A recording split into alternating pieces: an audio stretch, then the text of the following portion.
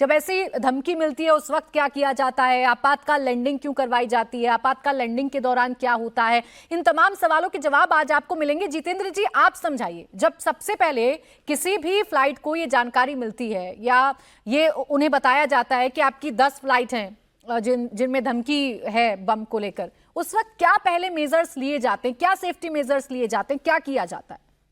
देखिए, जब call receive होती है उस समय तो नहीं पता होता कि ये होक्स कॉल है।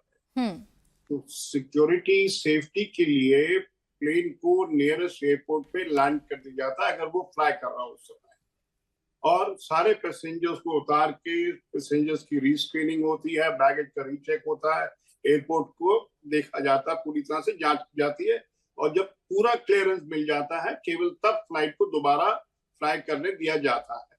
ये एक स्टैंडिंग ऑपरेटिंग प्रोसीजर्स है जो कि इंडियन कैरियर्स नहीं, दुनिया की तमाम एयरलाइन फॉलो करती है।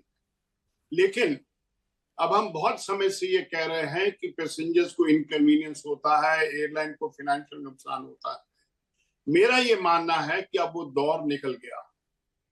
क्या ये सिविल एविएशन का इशू है? सिविल एविएशन के पास क्या वेयरविदॉल है चेक करने के लिए ये कॉल्स कहां से आ रही है? नहीं। तो ये कब तक सिलसिला चलता चलेगा?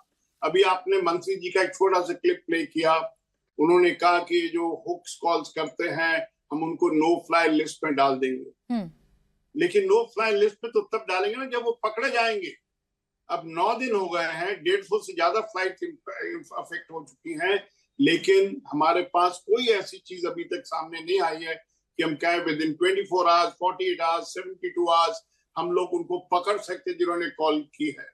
तो ये सब जो हो रहा है, तो ये कब तक चलेगा इज अ क्वेश्चन जो हम सबको पूछना चाहिए। क्या ये हम रोज सुनेंगे कि प्लेन्स के फ्लाइट्स को, एयरलाइंस को हुक्स कॉल्स रिसीव हो रही हैं? कुछ तो करना पड़ेगा।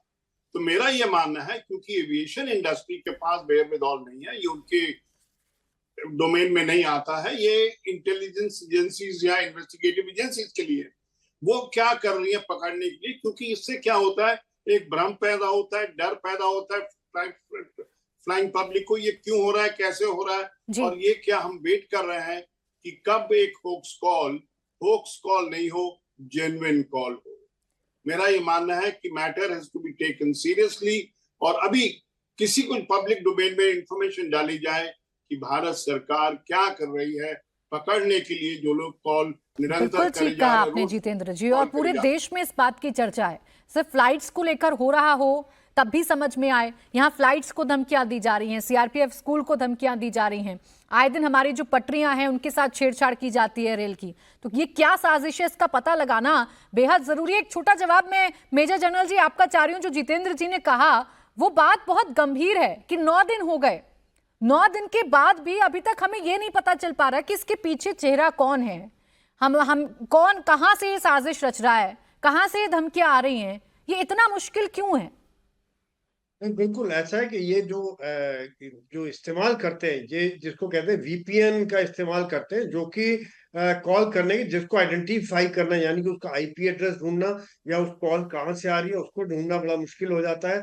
वो किसी दूसरे देश में हो जाता है, कई बार वो 2-3 जगह पे हॉपिंग करके भी हो जाता है। एक देश से शुरू हुआ, बाकी कुछ देर बाद दूसरे देश में, तीसरे देश में, और उसको ट्रैक करना बड़ा मुश्किल हो जाता है। जो टेक्नोलॉजी का इस्तेमाल कर रहे हैं उसकी वजह से इनको ढूंढ पाना समय लग रहा है। लेकिन मेरे हिसाब से अभी जो समय आ गया है कि इन परपेट्रेटर्स को किसी ना किसी तरह से जरूरत पड़े तो अभी जरूरत है, चाहे वो हमारा सीबीआई हो, आईबी हो, एनआईए हो, या फिर लोकल पुलिस हो, या इवन जरूरत पड़े तो एफबीआई, सीआईए, फॉरेन को, हमारे जो मित्र देश हैं उनकी मदद लेके इन चीजों को खत्म करने की कोशिश की जाए, क्योंकि ये बड़ा जरूरी है। ये एक वल्नरेबल है एयरलाइन, जैसे जितेंद्र जी ने बताया, बिल्कुल ठीक बताया कि उनके पास वो वेयरविदॉल नहीं है कि वो इस तरह से कॉल को ट्रेस कर सके, ट्रैक कर सके। यहाँ पर एक गवर्नमेंट एजेंसी को ज्वाइंटली होके काम करना पड़ेगा, तभी एक हैंड होल्डिंग करनी पड़ेगी। बिल्कुल सर।